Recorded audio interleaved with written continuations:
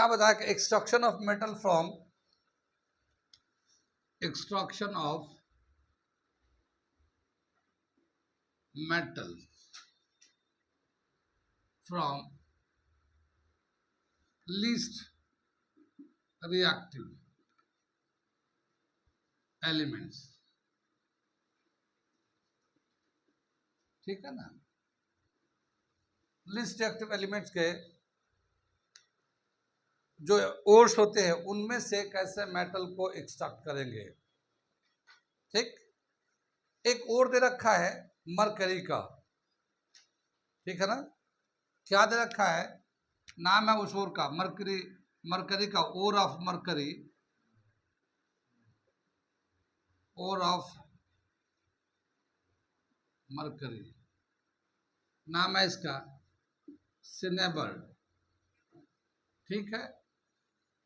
HgS है, hydrogen sulphide है। क्या करेंगे, इसको हीट करेंगे। तो क्या दे रखा, HgS सल्फ्यूरिक मरकरिक सल्फाइड है, इसको हीट करेंगे एयर के प्रेजेंस में, तो एयर से ऑक्सीजन लेगा और ये इसको हीट कर रहे हैं हम लोग, और ये मरकरी ऑक्साइड बन जाएगा, ठीक है। मरकरी ऑक्साइड बन गया, यहाँ पे सल्फर डाइऑक्साइड बन रहा है, ठीक। अब इसको बैलेंस कर देते हैं हम लोग, 2 3 2 2, ठीक है ना। यहाँ पे 2 है, तो ये एक रिएक्शन दे रखा है, रिएक्शन बैलेंस किया हम लोगों ने। मगर क्या है, मेन कंसेप्ट यहाँ पे ये है कि अगर सल्फर का सल्फाइड ओर है तो हम सल्फाइड ओर को हीट करते हैं, रोस्टिंग कहलाता है उसको, heating in the presence of air, तो एयर से ऑक्सीजन मिल जाता है।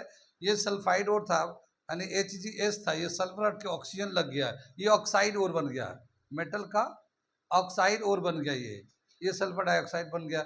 इस ऑक्साइड ओर को कार्बन से रिएक्ट करा देते हैं, HgO को कार्बन से रिएक्ट करा देते हैं। अगर हम लोग इस तरह से ले लेते हैं तो ये मरकरी बन जाएगा, ट्वाइस एटम ऑफ मरकरी, और ये CO2 कार्बन डाइऑक्साइड बन जाएगा, और ये हमारा मरकरी एक्सट्रैक्ट हो गया, ठीक है। तो ये एक प्रोसेस कहलाता है हमारा लीस्ट रिएक्टिव एलिमेंट को एक्सट्रैक्ट करने के लिए। ये समझ में आ गया। एक रिएक्शन तो ऐसे दे रखा हमारा। इसी तरह से एक दूसरा दे रखा है सल्फाइड और वो दे रखा है हमारा कॉपर सल्फाइड। मिटा दे इसे,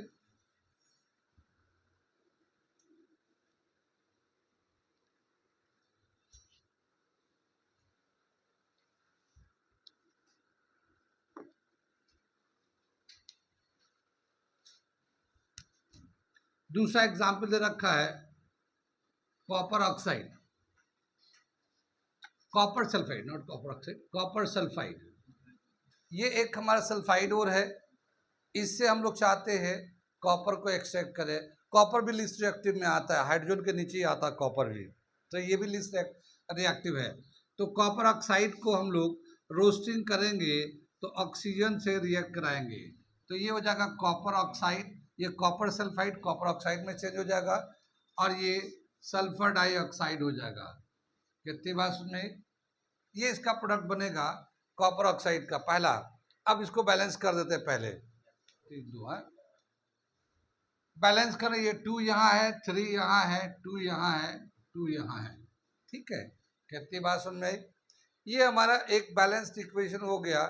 ये सल्फाइड ओर था, कॉपर का सल्फाइड ओर था, इसको हम लोगों ने रोस्टिंग किया। क्या किया, रोस्टिंग किया, ऑक्सीजन के प्रेजेंस में रिएक्ट कराया, तो कॉपर ऑक्साइड बन गया और ये सल्फर डाइऑक्साइड हो गया। अब ये कॉपर ऑक्साइड को रिड्यूस कराएंगे तो यहाँ पे हम लोग हीट करते हैं कॉपर सल्फाइड के प्रेजेंस में ही, यानी कॉपर ऑक्साइड को कॉपर सल्फाइड के प्रेजेंस में रख के इसे हीट कर देंगे, ठीक है। तो ये बन जाएगा कॉपर मेटल बन जाएगा, ये 2 एटम और सल्फर डाइऑक्साइड बन जाएगा। तो इसको कैसे कर लेंगे, यहाँ पे 2 कर देते हैं, बैलेंस कर देते हैं। यहाँ पे जो है ना कॉपर सल्फाइड, यहाँ पे कॉपर 2 है, यहाँ पे Cu2, फॉर्मूला गलत लिखा गया थोड़ा सा। फिर यहाँ पे कॉपर ऑक्साइड है, यहाँ पे 2 है लिखा हुआ है, ठीक। फिर यहाँ पे कॉपर ऑक्साइड है, कॉपर सल्फाइड है, ये हीट कर रहे हैं, यहाँ पे 6 कॉपर बन रहा है, ठीक है ना, 6 कॉपर बन रहा है ये, बाकी ये बैलेंस्ड हो गया, ठीक है, 4 हो गया, ये इस तरह से रिएक्शन हो गया। ये तो रिएक्शन बैलेंस करने का है, तो थोड़ा सा रिएक्शन बैलेंस देख लेंगे। लेकिन मेन जो हम लोग कर रहे हैं, क्या कर रहे हैं कि जो लीस्ट रिएक्टिव एलिमेंट होता है वह सल्फाइड होता है। सल्फाइड ओर को हम लोगों को रोस्टिंग करना होता है, उससे मेटल ऑक्साइड बन जाता है, ये मेटल ऑक्साइड बन जाएगा, उसको रिड्यूस करा देते हैं, वो हमें मेटल मिल जाता है। ये एक मेन तरीका है हमारा लीस्ट रिएक्टिव एलिमेंट को प्यूरिफाई करने का, मेटलर्जी का तरीका दे रखा है। ये तो हो गया लीस्ट रिएक्टिव का। अब हम लोग देखते हैं मीडियम रिएक्टिव एलिमेंट्स का। मीडियम रिएक्टिव एलिमेंट्स जो देखते हैं, जिसमें हम लोग को देता है जिंक है, एल्युमिनियम है, लेड है, ठीक है, उसे देखने जा रहे हैं। यहाँ पे लिख देते हैं लीस्ट रिएक्टिव। लीस्ट रिएक्टिव तो हो गया। Medium reactive elements,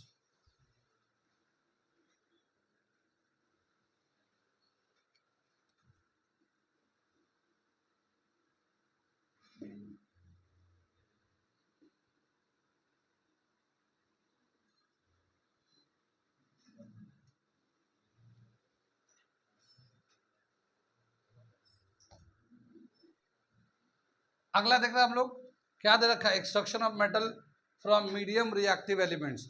medium reactive elements में से देखते हैं कि एलिमेंट्स को अगर एक्सट्रैक्ट करना होगा तो कैसे करेंगे। यहाँ पे 2 एग्जाम्पल एनसीईआरटी के बुक के हिसाब से दे रखा है। एक दे रखा है जिंक सल्फाइड, ठीक है ना, जिंक सल्फाइड ये, और एक दे रखा जिंक कार्बोनेट। पहले हम लोग सल्फाइड और है, तो ये सल्फाइड और है तो कैसे करेंगे, इसको रिएक्शन कराएंगे, रोस्टिंग कराएंगे, क्योंकि सल्फर है ना इसमें, तो इसमें रोस्टिंग कराएंगे तो ये ऑक्सीजन से रिएक्ट करेगा, क्योंकि रोस्टिंग में in the presence of air होता है, तो यहाँ एयर से ऑक्सीजन लेगा, इसे हीट करेंगे, और फिर ये हीट करने के बाद ये जिंक ऑक्साइड बन जाएगा प्लस कार्बन डाइऑक्साइड बन जाएगा, और सल्फर डाइऑक्साइड बन जाएगा। इससे बैलेंस कर देते हैं, 2 यहाँ पे है, 2 यहाँ पे और 2 यहाँ पे है, तो ये एक बैलेंस इक्वेशन हो गया, ये जिंक ऑक्साइड बन गया, ठीक है। जिंक ऑक्साइड को फिर हम लोग रिड्यूस करा देंगे, लेकिन ये प्रोसेस क्या हो रहा है हमारे यहाँ पे, रोस्टिंग, यहाँ ऑक्सीजन के प्रेजेंस में कर रहा है तो रोस्टिंग कर रहा है, तो ये रोस्टिंग कर रहा है, यहाँ लिख देते हैं, क्योंकि सल्फाइड और था तो रोस्टिंग कर रहे हैं। इसी तरह से दे रखा है जिंक कार्बोनेट CO2, ये कार्बोनेट और है तो जायद में है, इसमें एयर की जरूरत नहीं है, तो इसे डायरेक्ट हीट कर देंगे हम लोग in the absence of air. ये हो जाएगा zinc oxide plus CO2 carbon dioxide. इसको क्या बोलेंगे, कार्बोनेट है ना, ये कार्बोनेट को अगर हीट करते हैं in the absence of air, इसे कहते हैं हम लोग कैल्सिनेशन। कैल्सिनेशन, ये कैल्सिनेशन करा रहे हैं जिंक कार्बोनेट को। ये भी जिंक ऑक्साइड है, ये भी जिंक ऑक्साइड है। अब हमें इसे रिड्यूस करना है, तो हम लोग इसको कैसे रिड्यूस कराते हैं, वो दे रखा हमारा एक रिएजेंट, रिड्यूसिंग एजेंट लेंगे, जैसे जिंक ऑक्साइड को कार्बन से रिएक्ट करा देते हैं। कार्बन एक रिड्यूसिंग एजेंट है, इससे रिएक्ट कराएंगे तो क्या होगा, जिंक अलग हो जाएगा और CO कार्बन मोनोऑक्साइड अलग हो जाएगा, और जिंक ये अलग एलिमेंट बन के आ गया, हमारा प्योर मेटल बन गया। कितनी बात सुनाई। तो मीडियम रिएक्टिव एलिमेंट्स का ये दे रखा है, अगर सल्फाइड में है तो रोस्टिंग कर देंगे, इस तरह से रिएक्शन दे रखा, ऑक्साइड में बदल लेंगे। ऑक्साइड को रिड्यूस करना बहुत आसान है, इसलिए हम लोग ऑक्साइड में बदलते हैं। अगर कार्बोनेट के फॉर्म में है तो रोस्टिंग करके जिंक ऑक्साइड बना लेंगे, और ये ऑक्साइड को रिड्यूस कराएंगे किससे, कार्बन से, चौक से, कोक से रिड्यूस करा देते हैं। ये जिंक अलग, या कोई भी एलिमेंट है वो अलग आ जाता है, मीडियम रिएक्टिव एलिमेंट है तो। कितनी बात में यहाँ पे कभी कार्बन तो करते ही करते, एक और तरीका भी है जिससे हम लोग रिड्यूस कराते हैं, और वो होता है more reactive element can replace the less reactive element. तो डिस्प्लेसमेंट रिएक्शन से भी हम लोग यहाँ पे रिड्यूस कराते हैं।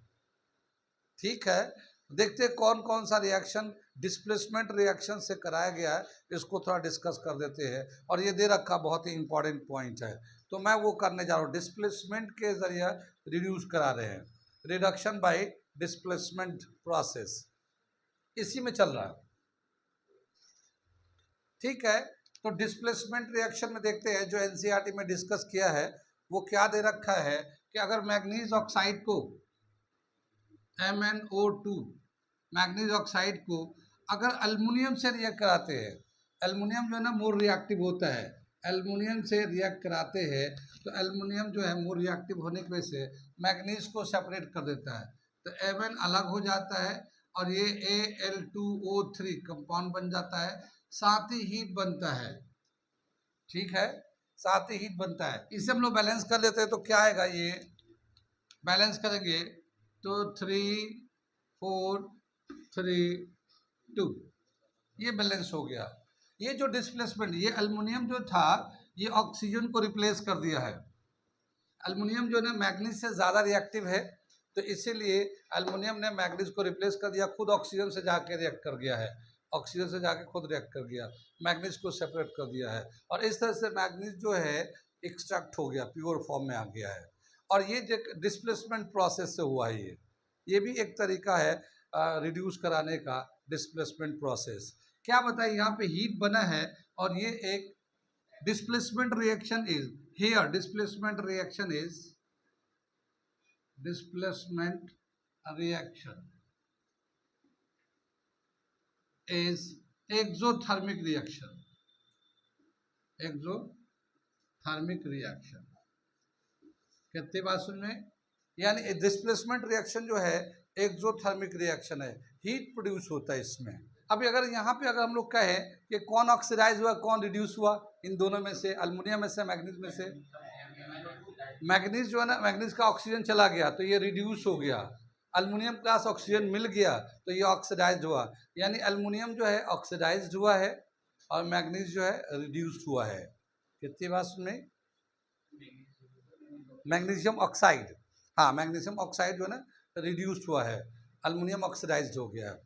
आगे चले, आगे एक रिएक्शन और दे रखा है और वो देखिए क्या दे रखा है, वो Fe2O3 आयरन ऑक्साइड को एल्युमिनियम से रिएक्ट करते, यहाँ आयरन का सेकेंड ऑक्सीडेशन स्टेट है इसका, ये है, एल्युमिनियम से रिएक्ट कराते हैं तो ये डिस्प्लेसमेंट रिएक्शन होने के बाद ये Fe2 तो बन जाता है, Fe बन जाता है प्लस एल्युमिनियम ऑक्साइड बन जाता है O3 प्लस हीट बनता है। ठीक है ना, हीट है, इसे बैलेंस कर देते हैं हम लोग, पे आता है 2 और यहाँ पे आता है 2। ठीक है, और इस तरह से ये बैलेंस हो जाता है।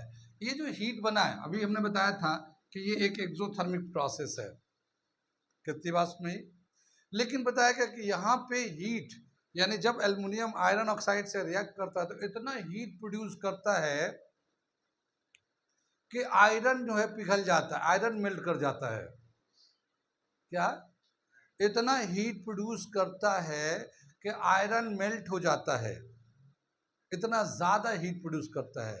इसीलिए इस प्रोसेस को, इसका नाम है, इसको बोलते हैं thermite process, thermite process, thermite process. इस प्रोसेस को यूज करके जो रेल ट्रैक क्रैक हो जाता है या कहीं कट जाता है, टूट जाता है, उसे जोड़ना होता है, या कोई आयरन का मशीन है, पार्ट है, वो टूट गया, उसे जोड़ना है, तो इस थर्माइट प्रोसेस से हम लोग उससे जोड़ देते हैं। Used for joining railway track और broken part of machine, broken part of machine। कोई मशीन का पार्ट टूट गया, लोहे का बना हुआ है, तो उसको जोड़ने के लिए भी यूज करते हैं, रेलवे ट्रैक को यूज करते हैं जोड़ने के लिए, थर्माइट प्रोसेस। ये इंपॉर्टेंट है बहुत ही, ये वाला जरूर याद कर लेना, थर्माइट प्रोसेस। ये रिएक्शन जो है आयरन का ऑक्साइड का एल्युमिनियम के साथ करते हैं, आयरन बनता है और इतना ये हीट देता है कि आयरन मेल्ट कर जाता है, मेल्ट करके पिघल जाता है, फिर इसको बोलते हैं थर्माइट प्रोसेस। इसको क्या, अगर जहाँ पे जोड़ना होता है वहीं पे इनका रिएक्शन कराते हैं, इतना हीट बनता है कि वो मेल्ट हो जाता है, फिर पिघलने के पानी बन जाता है, उसे थोड़ी देर के छोड़ देंगे, वो ठंडा हो जाएगा, फिर जुड़ जाएंगे आपस में। ठीक है, तो ये दे रखा है थर्माइट प्रोसेस। ये भी एक रिड्यूसिंग प्रोसेस है। इसमें कौन ऑक्सीडाइज हुआ, कौन रिड्यूस हुआ? आयरन ऑक्साइड जो है ना वो रिड्यूस हो गया, अल्युमिनियम जो है ना ऑक्सीडाइज्ड हो गया। ठीक है, तो इस तरह से भी इसको याद करके रख सकते हैं। ठीक है ना, ये दे रखा हमारा वो रिएक्शंस है जो मीडियम रिएक्टिव एलिमेंट्स के दे रखे हैं। अब दे रखा है अगला जो रिएक्शन शुरू कर रहे हैं हम लोग, वो है जो हाई रिएक्टिव एलिमेंट्स होते हैं वो कैसे प्यूरिफाई करते हैं। ठीक है, high reactive element, high reactive element के लिए अभी हमने बताया था चार्ट में, इलेक्ट्रोलिसिस प्रोसेस करते हैं। ठीक, तो वो मैं थोड़ा सा लिखता हूँ फिर बताता हूँ। एक्सट्रैक्शन ऑफ मेटल,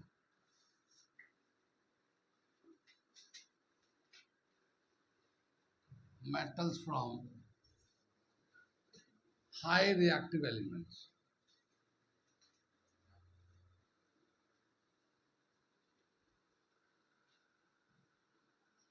ठीक है ना, बहुत ही ज्यादा रिएक्टिव एलिमेंट है उसको कैसे करेंगे। High reactive elements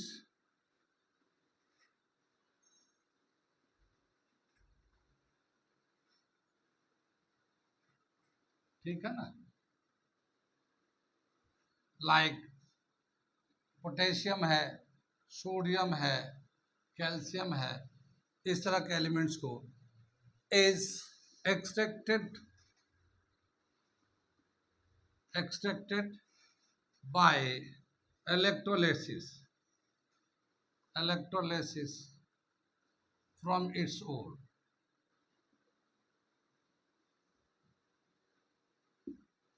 from its ore, electrolysis के मेथड से इसको करते हैं। इलेक्ट्रोलिसिस कैसे होता है, मैं एक इलेक्ट्रोलिसिस का एक तरीका बताता हूँ कि इलेक्ट्रोलिसिस क्या होता है। इलेक्ट्रोलिसिस टॉपिक को कराता हूँ। बता रखा है कि जैसे इलेक्ट्रोलिसिस करेंगे तो दो इसमें इलेक्ट्रोड होते हैं, एक एनोड होता है, एक कैथोड होता है। ठीक है ना, तो जो एलिमेंट जिसको हम लोग एक्सट्रैक्ट कर रहे हैं मेटल को, वो कैथोड पे जाके स्टिक करता है। Metal extracted at cathode. ठीक है ना, कैथोड पे जाके एक्सट्रैक्ट होता है, यानी वो वहां जाता है। एनोड पे जो है जो नेगेटिव आइंस होते हैं वो जाते हैं। ठीक, अभी हम दिखाते हैं कि एक एनोड को और कैथोड को कैसे यूज करेंगे। इलेक्ट्रोलिसिस पूरा हम चार्ट बनाते हैं तो देखते हैं। आगे दे रखा हमारा, ये हम इलेक्ट्रोलिसिस करने जा रहे हैं। क्या बताया, एक तो हाई रिएक्टिव एलिमेंट्स है, उन्हें इलेक्ट्रोलिसिस से एक्सट्रैक्ट करते ही करते हैं, लेकिन ऐसे जितने भी एलिमेंट्स हैं जिसको हम लोग दूसरे मेथड से भी एक्सट्रैक्ट करते हैं तो उसमें अभी भी थोड़ी सी इम्प्योरिटीज रह जाते हैं। अगर हम चाहते कि उसको अल्ट्रा प्योर करें, यानी जरा सा भी कोई दूसरा इम्प्योरिटीज ना हो, तो फिर हम बाद में उसका भी इलेक्ट्रोलिसिस कर देंगे। यानी जो हाई रिएक्टिव एलिमेंट्स है उसको तो इलेक्ट्रोलिसिस से सेपरेट करते करते हैं, मगर अगर अल्ट्रा प्योर करना है दूसरे एलिमेंट का, यानी उसके अंदर एक भी क्रिस्टल इम्प्योरिटीज का ना हो, तो फिर उसे भी हम लोग इलेक्ट्रोलिसिस से सेपरेट करते हैं। इलेक्ट्रोलिसिस होता क्या है वो मैं लिखता हूँ, थोड़ा सा बताता हूँ। ये इलेक्ट्रोलिसिस क्या होता है, इलेक्ट्रोलिसिस में when current passes through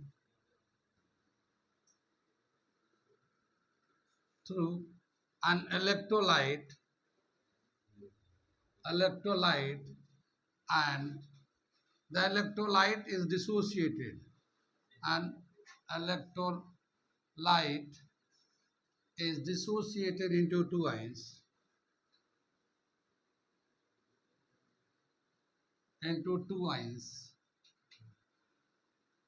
then this process is known as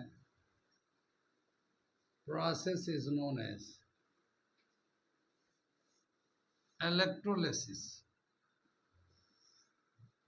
electrolysis क्या मतलब हुआ कि करंट पास करके अगर किसी में को तोड़ते, किसी सॉल्यूशन को डिसोशिएट करते हैं, तो वही इलेक्ट्रोलिसिस होता है, वही इलेक्ट्रोलिसिस होता है। अब देखो मैं इसको मिटा के फिर एक चार्ट बनाता हूँ। बताया क्या कि एक हम लोग सॉल्यूशन लेते हैं, ये हमने एक कंटेनर ले लिया,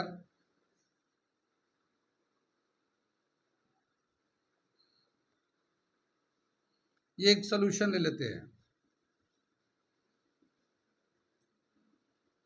मान लो हम लोग ये सॉल्यूशन है कॉपर सल्फेट सॉल्यूशन, ठीक है, ये ऊपर से मिटा रहा हूं मैं, ये फिगर को समझ लो, सब समझ में आ जाएगा इलेक्ट्रोलिसिस।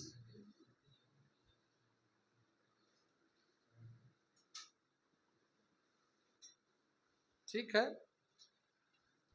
ये सॉल्यूशन है कॉपर सल्फेट का, ये इसको हम लोग इलेक्ट्रोलाइट भी बोलते हैं, इलेक्ट्रोलाइट।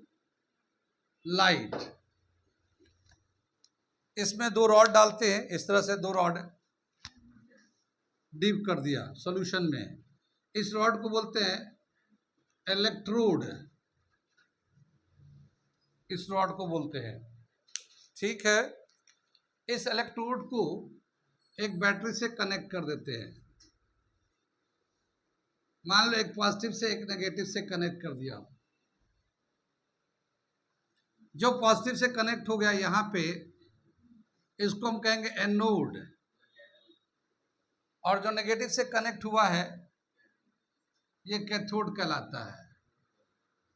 ठीक है, कितनी बात में, ये पॉजिटिव से कनेक्ट,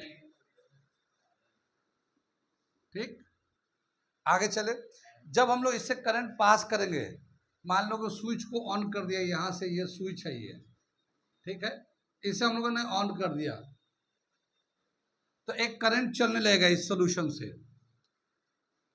इस सॉल्यूशन से एक करंट चलने लगेगा, और ये जो सॉल्यूशन है इलेक्ट्रोलाइट है, करंट पास करने की वजह से ये डिसोसिएट हो जाएगा। तो ये कॉपर सल्फेट जो है ना, ये डिसोसिएट होके कॉपर 2 पॉजिटिव SO4 2 नेगेटिव ऐसे बना लेगा। ठीक है, कॉपर पॉजिटिव चार्ज है तो वो नेगेटिव टर्मिनल की तरफ जाएगा। ठीक है, तो ये जो कॉपर है ये पॉजिटिव चार्ज है, पॉजिटिव चार्ज है, तो ये इधर की तरफ जाएगा, कॉपर जो है ना कैथोड की तरफ जाएगा। Copper positive charge, positive charge को क्या बोलते हैं, कैटाइंस, इससे हम लोग क्या बोलेंगे, कैटाइंस पॉजिटिव चार्ज को, नेगेटिव चार्ज को बोलते हैं एनाइंस।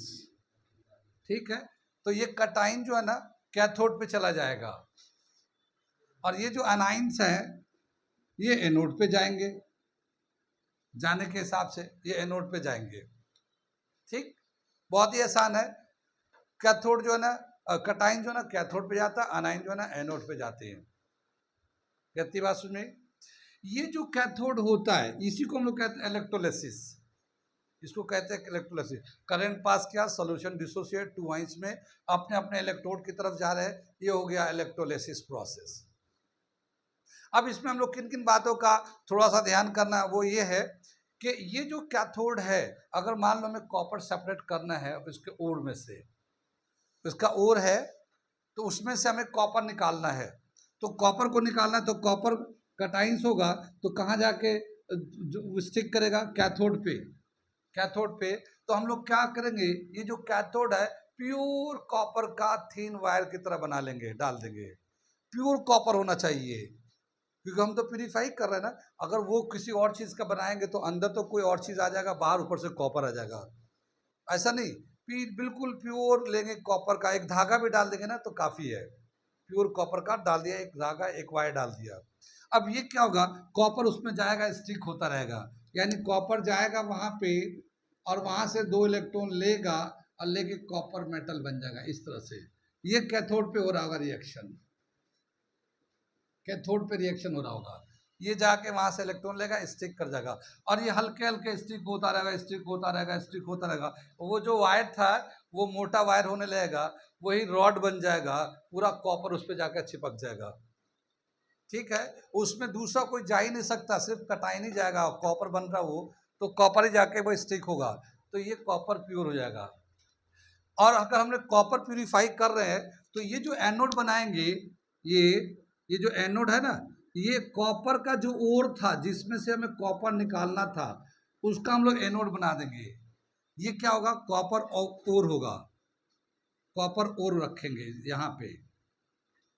ये वाला जो रॉड होगा एनोड, वो कॉपर रॉड होगा, सब कॉपर ओर होगा। ये कितनी बात से कॉपर ओर है, तो कॉपर का ओर में कुछ ना कुछ इम्प्योरिटीज होगा, उस इम्प्योरिटीज को गैंग पार्टिकल कहते हैं हम लोग। तो वो गैंग पार्टिकल जो ना इसके अंदर ही है। अब कॉपर यहाँ से, ये जो सल्फेट होता है ना, ये सल्फेट इधर से जाएगा, तो एनोड का रिएक्शन लिख रहा हूँ मैं। एनोड पे क्या होता है, ये सल्फेट जो जाएगा एनोड पे, वहाँ माइनस है, वहाँ 2 इलेक्ट्रॉन छोड़कर, वो 2 इलेक्ट्रॉन छोड़ देगा, SO4 कटाइन बन जाएगा। अब वो दो इलेक्ट्रॉन छोड़ेगा ना, तो यहाँ से कॉपर ओर में से कॉपर जो ना इसमें दोबारा सोल्यूशन में आ जाएगा कॉपर। ठीक है, कॉपर दोबारा सोल्यूशन में आएगा, और ये कॉपर जो है ना इस सल्फेट के साथ, ये जो सल्फेट यहाँ से बना था ना, ये न्यूट्रल हो जाएगा, ये सल्फेट के साथ मिलके दोबारा कॉपर सल्फेट सोल्यूशन बना लेता है। ये जो सल्फेट है ये यहाँ जाएगा, 2 इलेक्ट्रॉन छोड़ देगा, न्यूट्रल हो जाएगा, यहाँ से कॉपर लेगा, कॉपर से सल्फेट रिएक्ट करके फिर कॉपर सल्फेट बन जाएगा। वो जो 2 इलेक्ट्रॉन देगा, वो 2 इलेक्ट्रॉन इधर से होते हुए फिर दोबारा यहाँ पे आ जाएगा। ये 2 इलेक्ट्रॉन जो जाता है ना, 2 इलेक्ट्रॉन, ये 2 इलेक्ट्रॉन ऐसे होते हुए फिर यहाँ पे आएगा। इस तरह से सर्किट चलता रहेगा। ये कितनी बात समझ में? लेकिन क्या होगा कि इसकी जो इम्प्योरिटीज है, वो इम्प्योरिटीज तो कहीं जाएगा नहीं, तो वो जो इम्प्योरिटीज है यहाँ पे गिरता रहेगा, यहाँ पे इम्प्योरिटीज गिरता रहेगा, यहाँ पे जमा होता रहेगा ऐसे। इसको हम लोग कहते हैं एनोड मड, एनोड मड बोलते हैं। जो भी इम्प्योरिटीज है वो यहाँ पे एनोड के सामने गिरता रहेगा, एनोड मड कहलाता है। क्या समझ में आया? यहाँ पे इलेक्ट्रोलाइसिस में जिसको प्यूरिफाई करना है उसको कैथोड बना देते हैं, और जो ओर है उस मेटल का उसको एनोड बनाते हैं।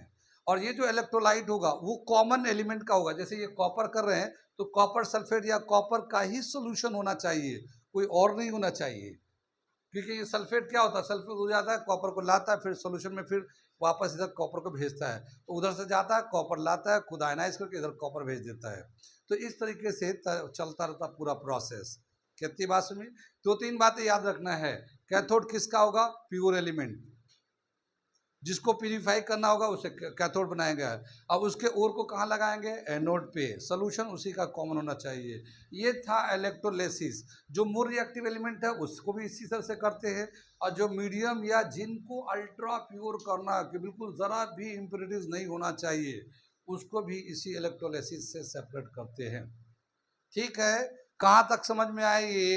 ये हो गया हमारा एक्सट्रैक्शन ऑफ एटम्स और मेटल्स फ्रॉम इट्स ओर, सभी तरह के high reactive, more reactive, medium reactive. आगे दे रखा है, अगला क्लास में बताएंगे, वो है कोरोजन।